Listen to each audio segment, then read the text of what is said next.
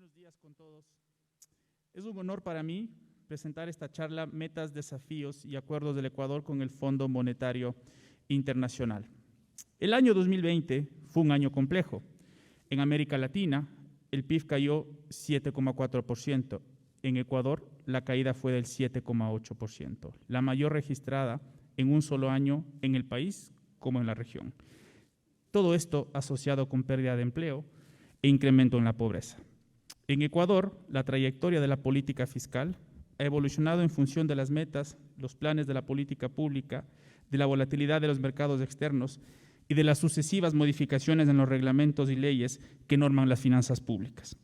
Actualmente, la deuda pública bordea el 72% del PIB, un indicador que se ha incrementado significativamente en los últimos 12 años, en los cuales el Ecuador ha acarreado déficit fiscal constante en cada año, con trayectorias de deuda insostenibles. Para nuestra economía resulta complejo financiar déficits fiscales, puesto que a pesar de una adecuada campaña de vacunación, se prevé una recuperación económica lenta que dificulta aumentar los ingresos en el corto plazo. De acuerdo al Fondo Monetario Internacional, la economía ecuatoriana crecerá 2,8% en el año 2021, el segundo registro más bajo en Sudamérica, solo superado por Venezuela. Mientras que para el año 2022 se prevé una recuperación con un crecimiento del 3,5%. El uso oportuno y eficiente de los recursos públicos es una obligación en este contexto. Convertir el gasto de una maldición a una bendición es una obligación. En este sentido, es un reto de la política pública realizar ajustes fiscales, garantizar la sostenibilidad de la deuda, pero sin sacrificar el crecimiento económico, que es una tarea difícil, pero no imposible. Quiero dar una cordial bienvenida y un agradecimiento a Julián por participar en este evento. Julián es residente del Fondo Monetario Internacional en Ecuador. En su vida profesional ha trabajado en la Organización para la Cooperación y el Desarrollo Económico OECD, el Banco Central Europeo y también el Banco Central y el Departamento del Tesoro francés. Muchas gracias, Julián, por tu participación y recibamos con un caluroso aplauso.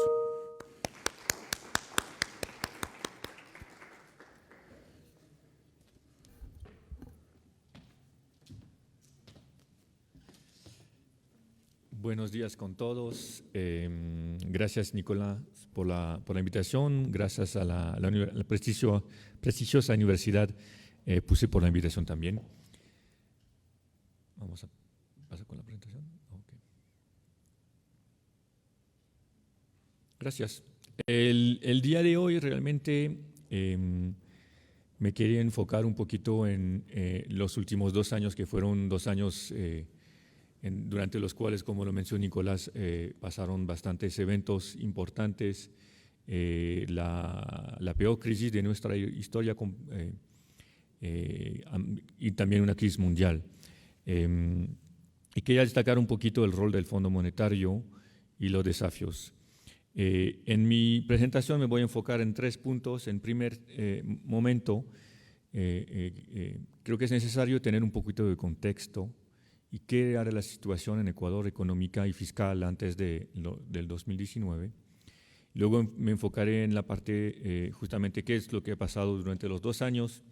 Durante 2019 y 2021, la República de Ecuador firmó 2 acuerdos FF con el Fondo Monetario. También hubo un préstamo de emergencia, el RFI, y también hubo una reestructuración de deuda.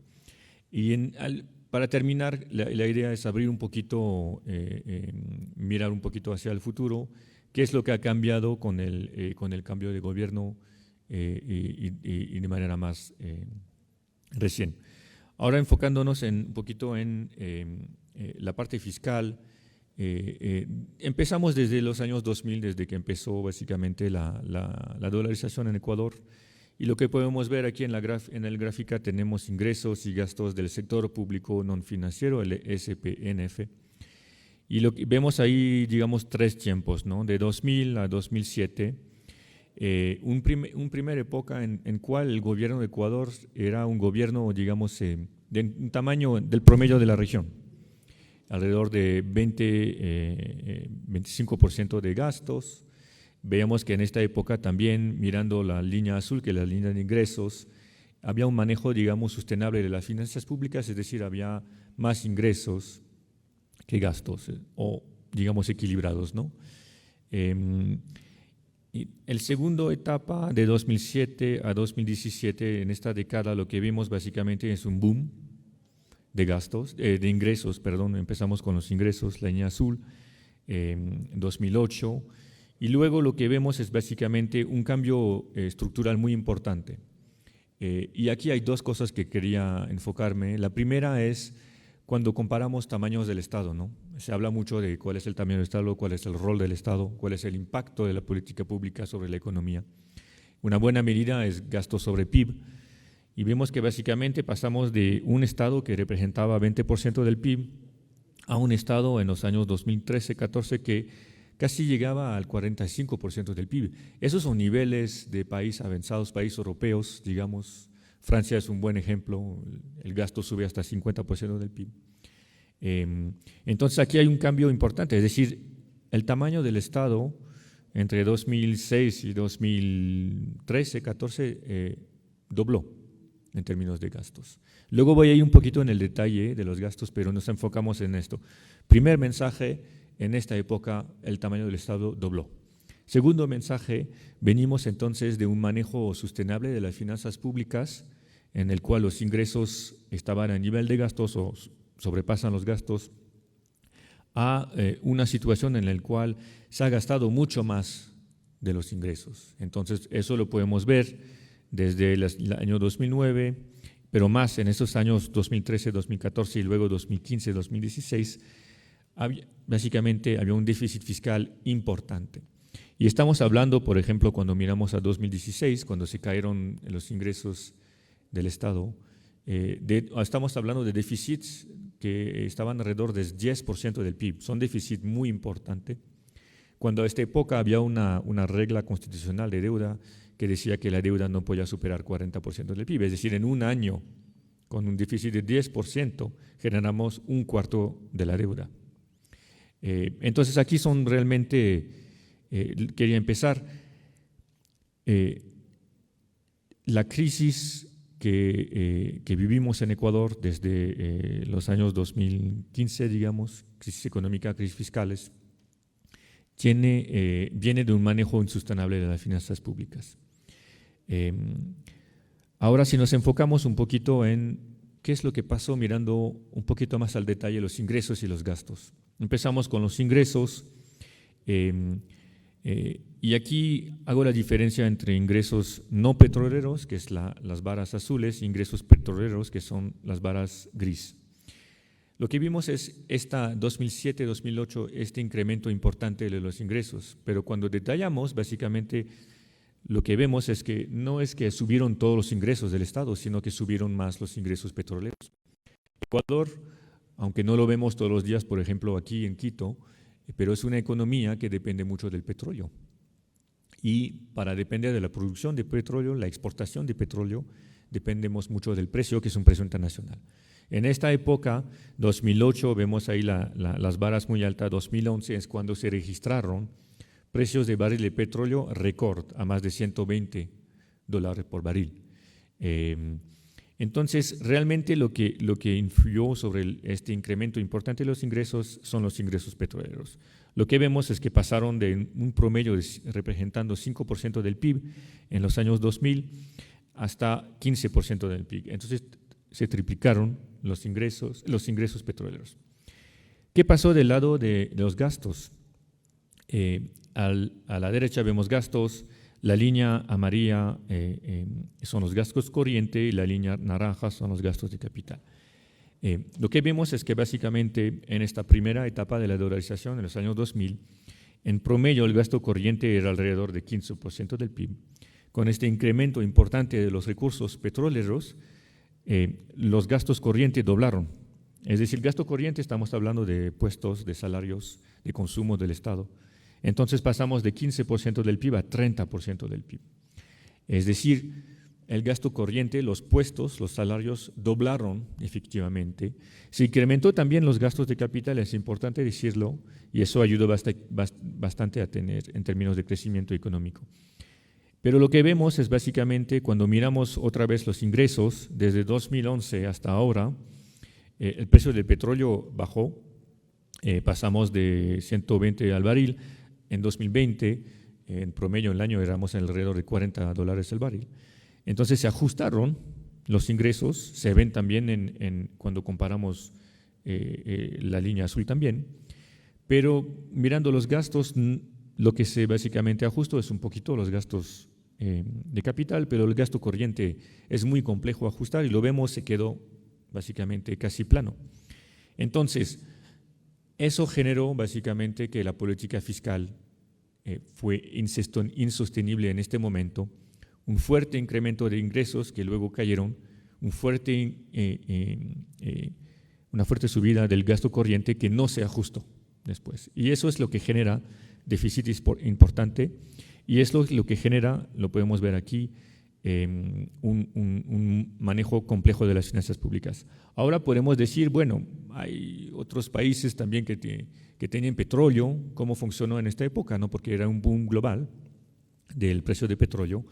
Y aquí cuando comparamos un poquito la región, la línea azul es el gasto del gobierno general en Ecuador y la línea naranja de Latinoamérica y Caribe. Entonces, cuando comparamos lo que pasó en Ecuador a la región, vemos que básicamente otros países en la región no tuvieron, vemos una tendencia a la alta, pasaron de, digamos, 25 a 30% del PIB, pero no tuvieron este incremento importante de los gastos. Entonces, había esta crisis fiscal lo que quiere decir es que no es una crisis que es importada, es una crisis que se generó aquí de manera doméstica dentro del país.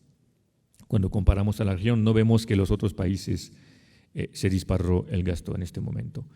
¿Qué generó? Generó una crisis fiscal, una crisis de la deuda, y lo vemos en el primer gráfico, que representa la deuda pública del sector público no financiero en porcentaje del PIB.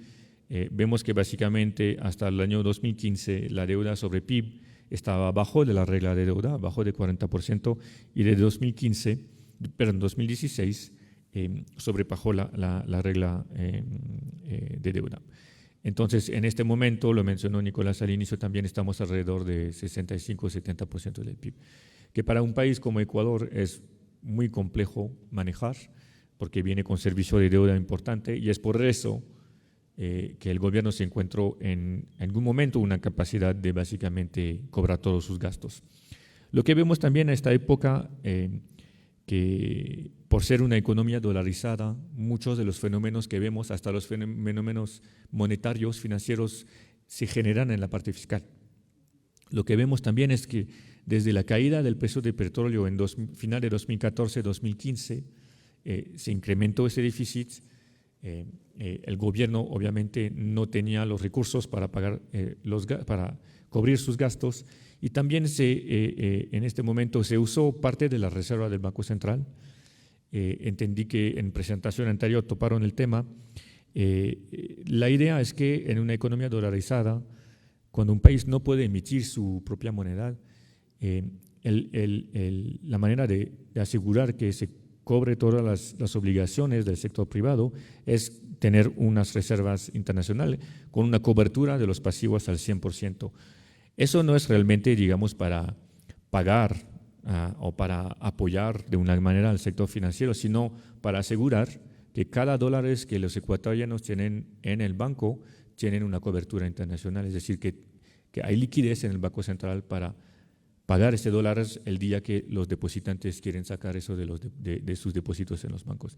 Y lo que vimos aquí es que justamente desde 2009, parte de los recursos del Banco Central, parte de los dólares del Banco Central en reservas, fueron usados para financiar el sector público.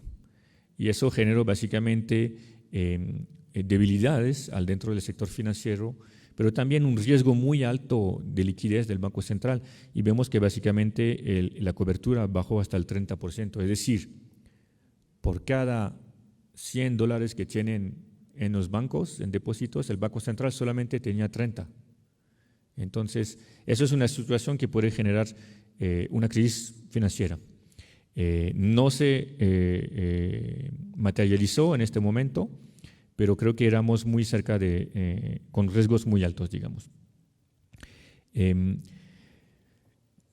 Con esas primeras láminas la idea era un poquito dar una perspectiva sobre de dónde viene el Ecuador, qué ha pasado. Yo creo que lo mencionaron, la pandemia COVID fue un golpe muy fuerte, generó una crisis global, una crisis en Ecuador que no hemos visto en siglos. Y Ecuador desafortunadamente entró en esta pandemia con una crisis fiscal, una crisis de deuda. Entonces, ¿qué significa? Significa que, por ejemplo, cuando otros países de la región tomaron decisión de políticas económicas muy favorables en el momento de la crisis para apoyar, para hacer estímulos fiscal, estímulos monetario, en promedio en la región fue de arriba del 5 o 6% del PIB, de que los países podían apoyar la economía. En Ecuador no había espacio fiscal y el estímulo no superó el 1% del PIB, porque justamente no había espacio fiscal, no había reservas, no había ahorro, y eso no permitió en este momento apoyar la economía. Ahora, ¿qué pasó? En 2019 se firmó un acuerdo con el Fondo Monetario de 4.200 millones de dólares, y la idea era básicamente, ¿cuáles eran los objetivos? 4. Primero, fortalecer la base institucional de la dolarización. Aquí se refería básicamente a asegurar que el Banco Central tenía suficientemente reservas para cubrir todas sus obligaciones. Segundo, impulsar la competitividad y la creación de empleo. Tercero, promover la prosperidad compartida y proteger a los pobres y más vulnerables. Y en cuarto lugar, restablecer la transparencia, buen gobierno de la operaciones del sector público. Obviamente, el problema, como lo mencioné al inicio, se generó en la parte fiscal, pero por ser una economía dolarizada, también se transpuso a otros sectores, y eso afecta básicamente también la competitividad. Al final, el objetivo principal en el corto plazo es restablecer la sostenibilidad fiscal, y dentro del programa lo que se acordó en este momento es básicamente, lo pueden ver en la cifra a la derecha abajo de la tabla, que es el 5% del PIB. Es decir, cuando llegó la misión del Fondo Monetario, nos sentamos con el gobierno de esta época y básicamente nos dimos cuenta que para restablecer las sostenibilidades fiscales se necesitaba un esfuerzo fiscal de 5% del PIB. Eso es un esfuerzo permanente para asegurar que de manera permanente por lo menos tenemos ingresos a nivel de los gastos y se acaba con la crisis fiscal. En este momento, en 2019, el acuerdo era básicamente en términos de esfuerzos netos, un esfuerzo alrededor de 1%, es decir, un cuarto del esfuerzo de parte de los ingresos, y alrededor de 4% en términos de esfuerzo de consolidación de los gastos. En este momento estaba planteado una reforma tributaria al final de 2019, y como pueden ver, el efecto de esa reforma era de 1.8% sobre la época del programa de 2019-2021. También había cambios tributarios que tuvieron un impacto de menos 1%. De la parte de los gastos, básicamente pueden ver que una gran parte del esfuerzo de esos 4%, básicamente podemos dividir. 1% venía de salarios, de gasto corriente, otro % de la otra parte de gasto corriente, que son básicamente el consumo del Estado. Entonces la mitad era para tratar de reducir el gasto corriente y la otra mitad era de parte de la inversión, del gasto de capital y también de los subsidios a la gasolina. Ahora, ¿qué pasó? Empezamos el programa en marzo de 2019, en marzo de 2020 que nos cayó la pandemia, que fue un impacto brutal en términos de economía, se cerraron las economías y en el corto plazo básicamente el programa de 2019 tuvo que parar por problemas en términos de transparencia de datos fiscales Entonces, lo que hicimos en mayo de 2020 es mientras se estaba renegociando un nuevo programa, era básicamente un apoyo de corto plazo de emergencia, que es el RFI, Rapid Financing Instrument, de 640 millones. El objetivo de ese préstamo era apoyar lo más pronto posible la emergencia para el sistema sanitario y asegurar que el gobierno tenía recursos para pagar también protección social y comprar medicinas y apoyar los hospitales. Eso es muy importante porque básicamente, además de estar en una crisis fiscal importante, una de las cosas que afectó bastante los gobiernos al inicio de la pandemia era justamente que se cerraron todo la economía y eso generó una caída importante de los ingresos. Entonces, de una parte se cayó bastante los ingresos del Estado porque no había trabajo, no había consumo. De la otra parte subieron las necesidades de gastos para atender la pandemia, para hospitales. Y eso era el inicio de la pandemia porque básicamente, si recuerdan bien, por ejemplo, las escuelas empezaron a cerrar en el mes de marzo. Entonces desembolsamos de manera muy rápidamente y luego nos dimos cuenta que también, además de tener un programa con esta caída importante de ingresos, iba a generar problema para pagar la deuda pública y se renegoció la deuda en agosto de 2020. Eso fue una renegociación que fue exitosa porque más del 99% de los inversionistas se acordaron con el gobierno para negociar y eso lo que básicamente generó es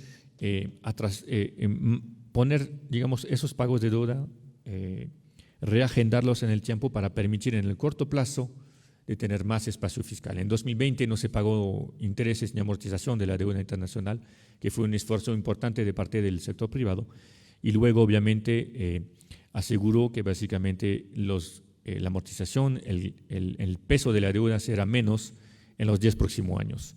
Y eso permitió generar más sostenibilidad fiscal. En septiembre de 2020 renegociamos un nuevo acuerdo y este acuerdo fue un acuerdo excepcional en el sentido que básicamente se acordó desembolsos de 6.500 millones, que es mucho más arriba de lo que puede prestar el Fondo Monetario en tiempos normales, pero como repito, estamos en la pandemia de COVID con un impacto muy fuerte, se decidió hacer un préstamo excepcional. En 3 meses, entre septiembre y diciembre 2020, se desembolsaron 4.000 millones de dólares para Ecuador.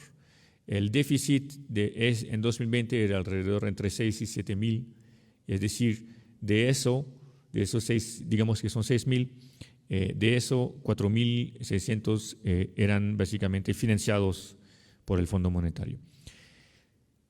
Los objetivos del nuevo programa, básicamente los objetivos de largo plazo quedaron los mismos: la sostenibilidad de las finanzas públicas, fortalecer las dolarizaciones, mejorar las instituciones y asegurar un crecimiento que genere empleo que sea más inclusivo. Pero en el corto plazo, con la pandemia, en el programa también se buscó apoyar la vacunación, reactivar la economía y asegurar también que había un incremento de gasto de salud y de asistencia social. Antes de este programa, por cada 10 ecuatorianos pobres, es decir, en los 3 deciles de ingresos más bajos, solamente 3 por 10 recibían alguna ayuda del Estado. Es decir, realmente la cobertura de apoyo social, de bonos, era muy poca, solo 3 de 10 ecuatorianos. Y sabíamos que con esta pandemia iba a incrementar la pobreza. La pobreza hasta ahora subió de 25% de la población a 32% de la población. Lo que hicimos dentro del programa es básicamente asegurar que de 3 ecuatorianos por 10 que reciben algún bono se sube hasta 8. Es decir, que por lo menos el 80% de la población pobre en Ecuador recibe alguna ayuda del Estado. Y creo que eso también es algo importante. Se renegoció entonces las necesidades fiscales y como pueden ver de nuevo abajo a la derecha, con el impacto de la crisis, del impacto de la pandemia, el esfuerzo necesario subió de 5% del PIB a 5.5% del PIB. Es decir, este 0.5 adicional es el efecto neto de la pandemia en el corto plazo, porque generó básicamente más déficit.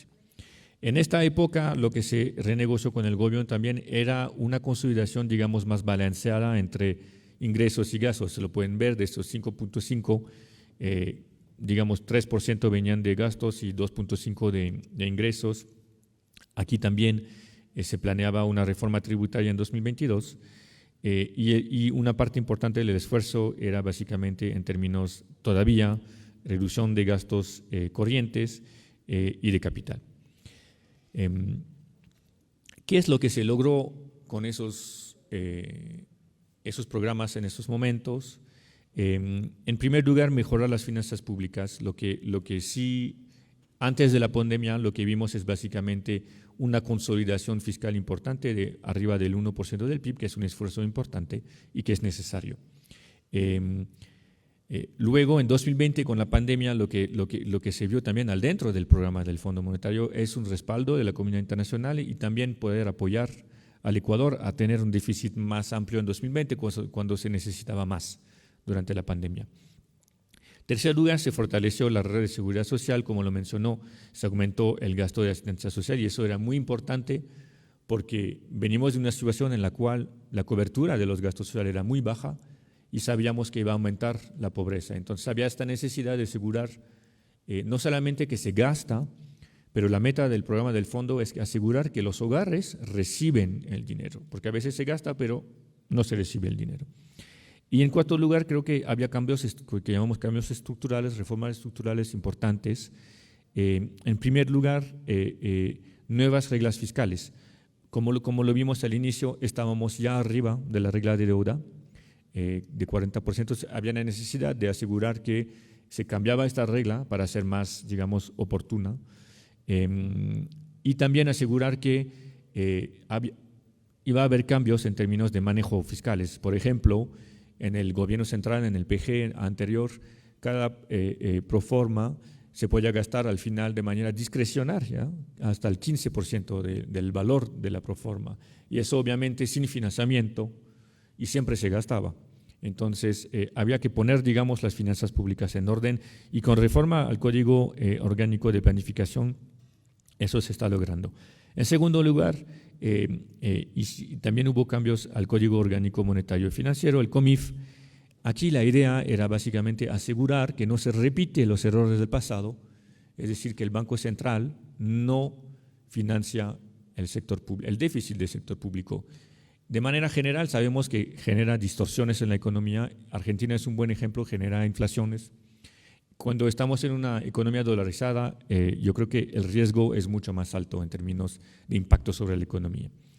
En tercer lugar, también una parte del programa que es mucho más importante que lo que vemos por lo menos en los medios, la cobertura mediática, pero eran cambios al Código Orgánico Integral Penal que básicamente generó reformas en términos de transparencia, de gobernabilidad.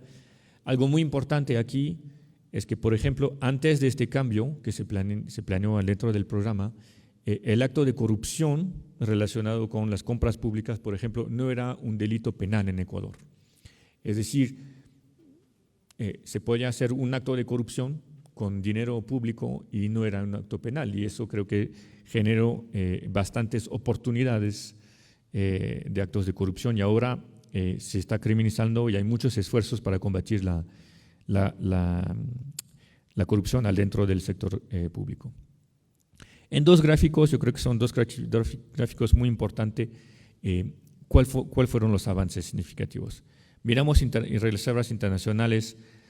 Con el acuerdo, yo creo que se logró a tener reservas internacionales a niveles necesarios para asegurar, para fortalecer la dolarización. Es importante, repito, que el Banco Central tenga respaldo de sus obligaciones. Si todos mañana queremos ir a sacar dinero del Banco Central, no hay la liquidez. Entonces es importante recuperar eso y eso se recupera con niveles internacionales de reservas altos. Y estamos a niveles los más altos desde que empezó la dolarización. Eso creo que es un hecho muy importante. En segundo lugar, podemos transponer esta visión de la parte monetaria y la parte fiscal. Es importante también que el gobierno tiene suficientemente recursos, suficientemente depósitos, suficientemente ahorro para asegurar todos los pagos, todas las obligaciones del Estado, todos los gastos, pero también es importante, muy importante tener ahorro, tener espacio en la caja fiscal para sobrepasar cualquier choque. Repito, Ecuador sigue una economía dolarizada, sigue una economía que depende del petróleo. Ahora estamos en un momento en el cual el precio del petróleo está subiendo, pero ¿quién nos dice que mañana va a caer de 50%? No hay más difícil, básicamente, que hacer una proyección del precio del petróleo. En el futuro vemos que va a aumentar, pero en 50% de los casos sabemos que puede bajar también, ¿no? Entonces, podemos hacer un sistema aleatorio, vamos a hacer mejor que cualquier modelo. Entonces, y eso para Ecuador es un riesgo. Entonces, hay que tener las reservas fiscales para asegurar que justamente si hay una caída importante del precio del petróleo, si hay un choque externo, puede ser una pandemia, por ejemplo, hay recursos suficientemente para asegurar que podemos cubrir los gastos en el corto plazo. Ahora, me fui un poquito más rápido, mirando un poquito hacia el futuro, en mayo de este año entró un nuevo gobierno. Este nuevo gobierno básicamente se acercó al Fondo Monetario y nos dijo que tenía la voluntad de seguir con el acuerdo financiero, pero que quería renegociar la manera de llegar a los mismos objetivos de largo plazo, que son la sostenibilidad fiscal. Ahora, tercera tabla, eso es básicamente el mismo programa renegociado dentro, entonces nos podemos enfocar en la parte también, otra vez, los 4.5, es decir, las necesidades pasaron de 5.5 a 4.5% del PIB. Aquí la mayor parte de eso es básicamente que como el programa anterior se renegoció en el medio de la pandemia, cuando renegociamos el nuevo programa, la economía se reabrió, había un poquito más de crecimiento que lo esperado, entonces las necesidades no eran tan altas. También hubo un manejo, digamos, prudente de la política fiscal, y eso generó básicamente un buen manejo de la política fiscal, baja las necesidades de consolidación. Aquí también miramos la última columna, 2020-2025. Este nuevo gobierno decidió básicamente hacer un esfuerzo de la parte de los gastos. Aquí vemos que, por ejemplo, de estos 4.5, 0.2% en términos netos durante el periodo vienen de la parte de ingresos y 4.2% vienen de la parte de los gastos. Aquí lo que vemos es básicamente, y en este momento está en discusión en la Asamblea Nacional en Ecuador, pero sí hay planteado una reforma tributaria. Vemos que en 2023 hay un impacto de 0.6%. En 2022 vemos, por ejemplo, que hay un impacto de medidas temporal de 0.5% que se acaban en 2023. Pero pueden ver, aunque hacemos una reforma tributaria ahora que busca subir los ingresos no petroleros, disminuir la dependencia de los ingresos al petróleo, vemos que el impacto sobre el tiempo es casi nulo, y la voluntad del nuevo gobierno es básicamente asegurar que el esfuerzo de consolidación se hace más del parte de los gastos, y como lo pueden ver en la última columna, se debe reducir el consumo, el gasto corriente de casi 1.5% del PIB, y siguen con básicamente las necesidades de reducir los gastos de capitales y los subsidios. Ahora, en el nuevo programa, para terminar, voy a hablar rápidamente de qué es lo que se busca en el nuevo programa. En primer lugar, lo que se busca es más transparencia fiscales, para asegurar que básicamente los recursos públicos se usan de buena manera. En el CERCOP, que es básicamente la entidad que está encargado de la contratación pública, se va a publicar algo que no se publicaba antes, es decir, y eso lo hemos visto en 2020 de manera desafortunada con los escándalos de insumos médicos. Básicamente se pueden crear empresas falsas para luego obtener contratos de contratación pública, porque no había la obligación de poner básicamente al dentro de las contrataciones quién es el beneficiario último físico, la persona física atrás de esas empresas. Ahora esta información va a ser requerido para todos los contratos públicos, entonces vamos a poder tener la información de quién es la persona física que está atrás de este contrato, y eso ¿Por qué es importante? Porque se puede hacer seguimiento con justamente el sector público, Contraloría, etcétera, para saber quién está detrás de esas empresas. Y luego asegurar que no hay conflicto de interés, por ejemplo. Con la Contraloría, con los programas anteriores, lo que hemos visto es que básicamente se comprometieron a publicar informaciones sobre todos los gastos relacionados con COVID. Se publicaron muchas auditorías en el sitio web de la Contraloría General y pueden ver que hay un número importante que ahora están en fiscalía, es decir, que se encontraron delitos o actos de corrupción dentro de esas contrataciones. Y luego lo que estamos trabajando con el gobierno es tener justamente un plan de caja, es decir, planificar el financiamiento, planificar el manejo del cash dentro del ministerio. Voy a pasar sobre esta meta en honor al tiempo. Las otras metas estructurales que tienen dentro del programa, como lo repito, algo que no es muy visible en el programa, pero que para mí es muy importante, es la parte de la lucha contra la corrupción. En primer lugar, se va a crear el SNS, que es el Subsistema Nacional de Control.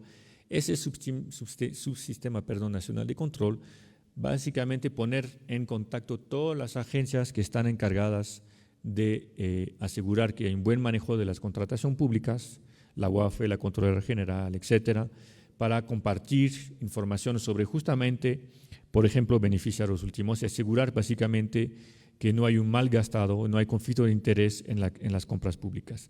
El CERCOP, como mencioné al inicio, va a publicar más información sobre beneficiario último y también va a cambiar regulaciones de la compra públicas del PG y también de los GATS, de los municipales, de las provincias, para asegurar también un gasto eficiente.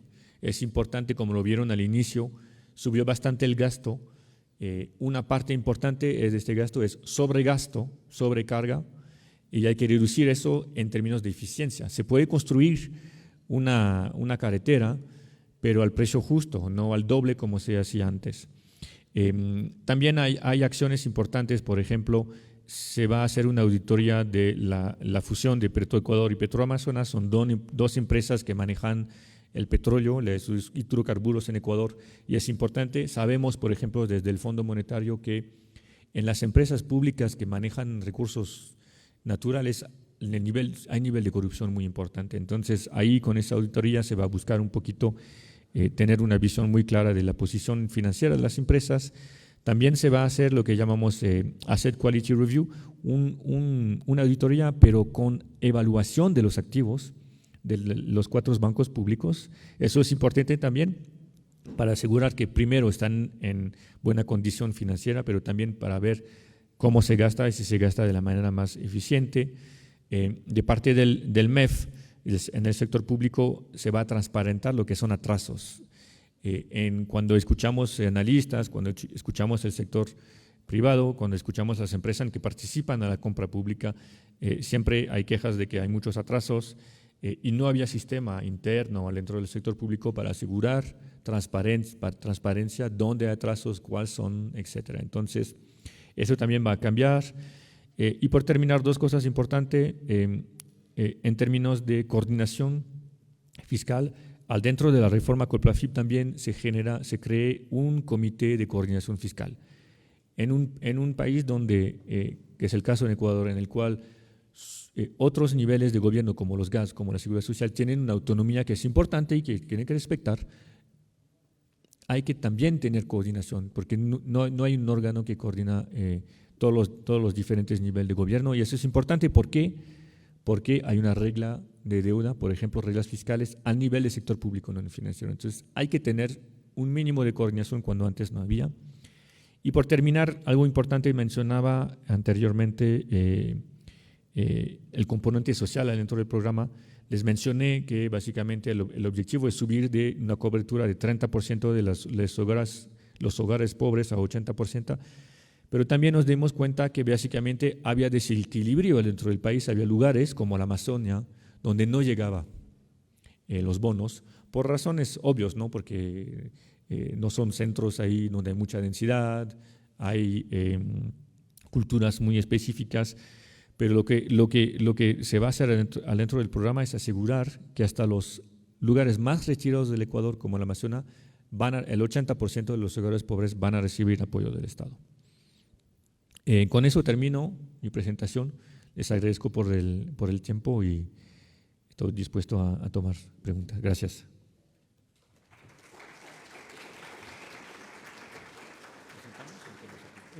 No, aquí mismo, creo que… ¿Micrófono ahí? Sí, aquí hay micrófono. Okay.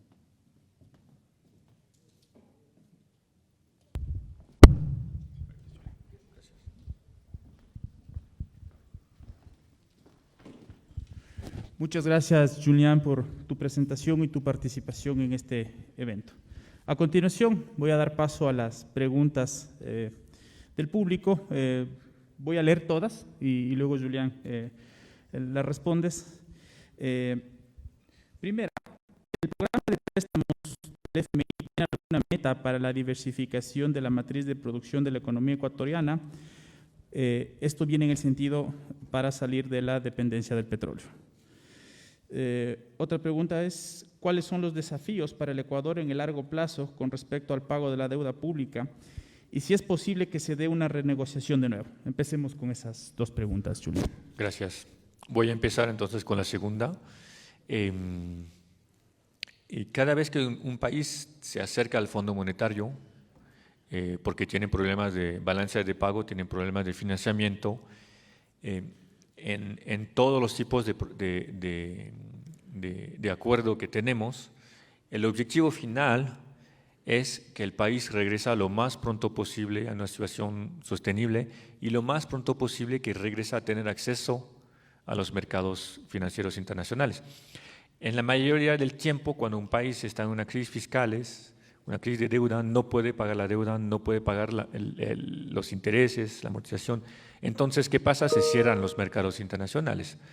No hay muchos inversionistas que quieren prestar al país o a tasas muy altas o con condicionalidad muy específica y muy costosa.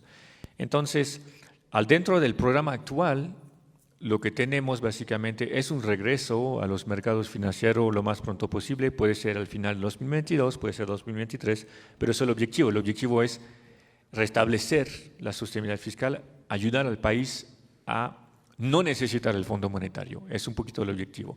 Entonces, a veces no es muy bien entendido, porque sí hay países que no lo logran, entonces regresan con un programa. Eso también puede suceder.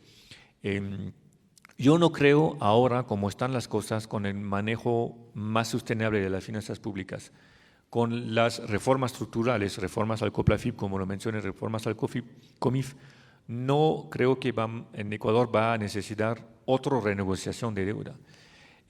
También eso es dado a que la renegociación del año pasado fue exitosa y creo que fue una buena renegociación de parte del gobierno, porque dejó muchos espacios fiscales, no solamente para este gobierno, sino para el próximo gobierno. Entonces, no creo que básicamente en nuestras proyecciones no vemos la necesidad de renegociar la deuda en el corto o en el mediano plazo. Ahora, como lo mencioné, hay que seguir con políticas que son sostenibles para asegurar justamente que primero se baja el costo de la deuda. Segundo, puede ser que un buen manejo también es no necesitar tener déficit, no necesitar deuda. Entonces, un buen manejo es asegurar que los ingresos cobren los gastos. Y eso, creo que ese es el objetivo del gobierno actual, era el objetivo también del gobierno anterior, pero si se logra equilibrar las finanzas públicas, luego no hay mucho menos riesgos de crisis fiscal, de crisis de la deuda. Sobre la primera pregunta, como lo mencioné, Ecuador entró en el peor momento, en la peor crisis de la historia, ya en una situación fiscal compleja.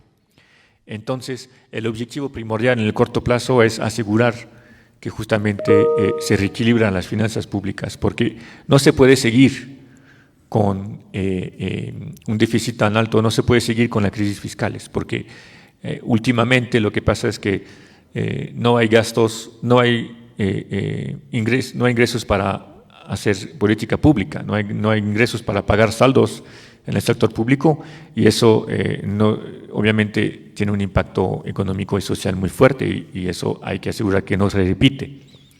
Entonces, en el programa hay acciones que buscan apoyar la competitividad. Ecuador, repito, por ser una economía dolarizada, no hay política monetaria o muy poca margen, no hay política de cambio.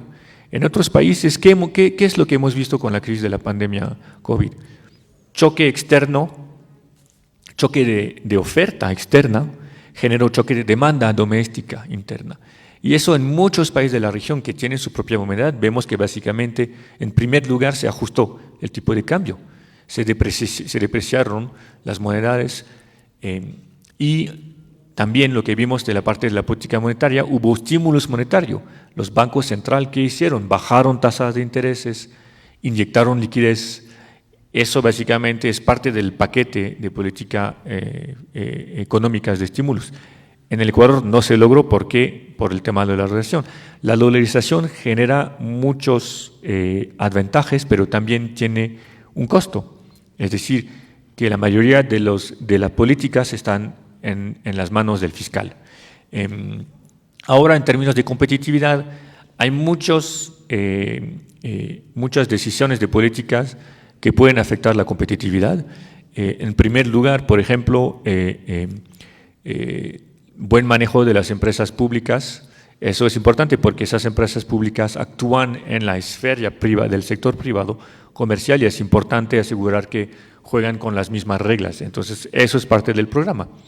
En términos de competitividad, también parte del programa es transparencia. Yo creo que uno de los factores que afectan bastante las decisiones de inversión del sector privado es la transparencia, es el buen manejo de las finanzas públicas.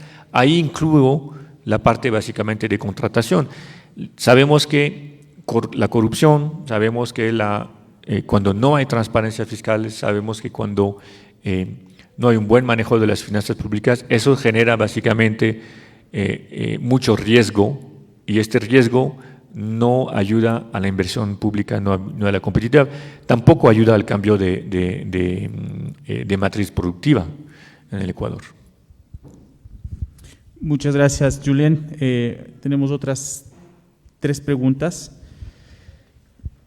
¿Qué espera el FMI con la reforma tributaria propuesta por el presidente Lasso? ¿Qué mecanismos tiene el FMI para asegurar que los fondos prestados no sean malversados por el Estado?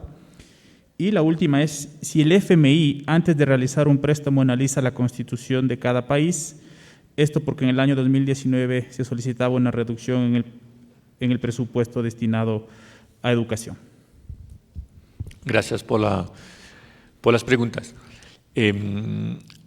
Voy a empezar de nuevo al revés. En primer lugar, el Fondo Monetario nunca puede básicamente hacer una recomendación de política, o nunca puede hacer un programa que va en contra de las leyes locales, las leyes domésticas. Es decir,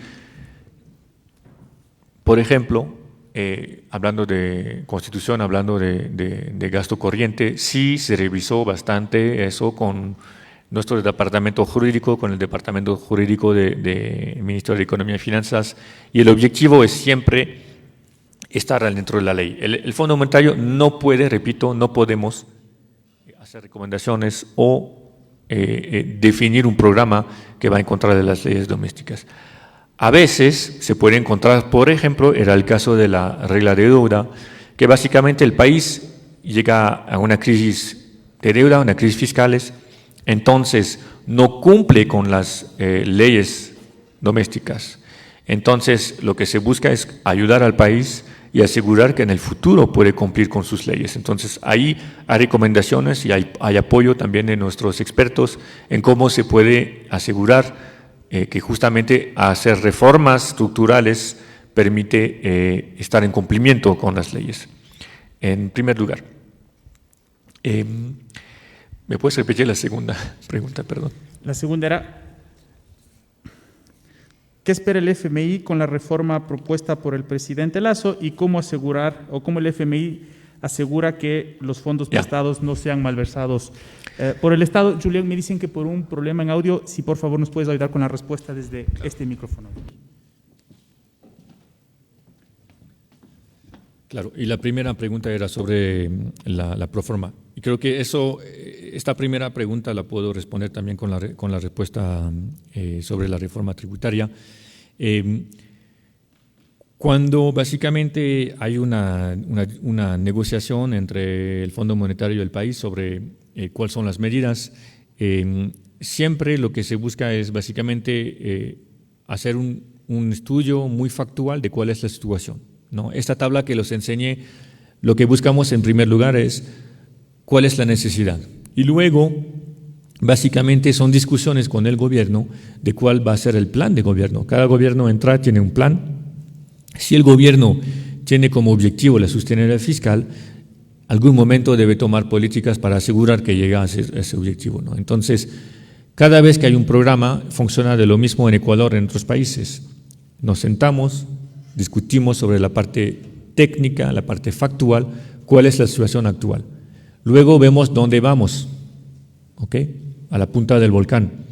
Y luego decidimos qué camino vamos a tomar. Hay diferentes caminos y lo pueden ver, por ejemplo, en los dos últimos tablas que enseñé, había una definición de cuáles van a ser las políticas en septiembre de 2020 y ahora con el nuevo gobierno que comparte los objetivos de largo plazo, encontrar un nuevo camino. Entonces,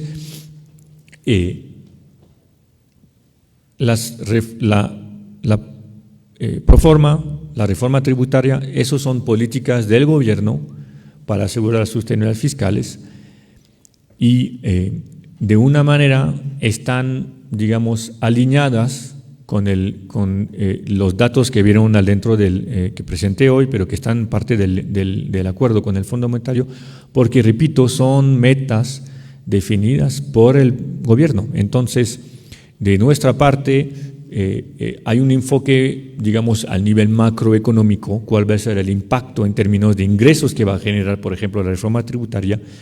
El Fondo Monetario, tenemos expertos, revisamos las propuestas, hacemos recomendaciones, por ejemplo, pero al final todo eso son decisiones, en primer lugar, del Ejecutivo, del Gobierno que manda la reforma, y en segundo lugar, de la Asamblea Nacional que representa los legisladores en Ecuador. Son ellos que toman las decisiones, luego nosotros básicamente evaluamos cuál va a ser el impacto y como cada vez que pasa una reforma tributaria o cualquier política, cualquier reforma estructural que toma el gobierno, nos sentamos con el gobierno, evaluamos cuál va a ser el impacto fiscales y dado eso, luego se básicamente evalúa el programa y las decisiones dentro del programa.